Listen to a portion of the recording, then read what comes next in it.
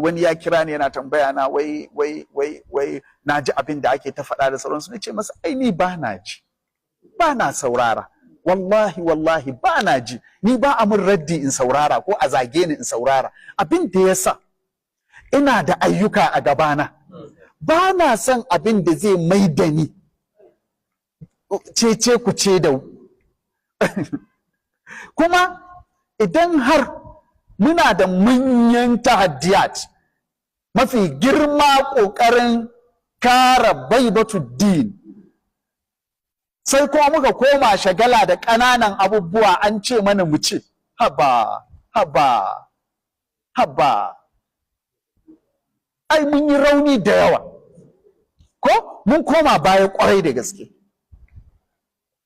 Saboda haka gaskiya muna da ƙabaya manya a gabanmu na addinin musulunci, ƙabaya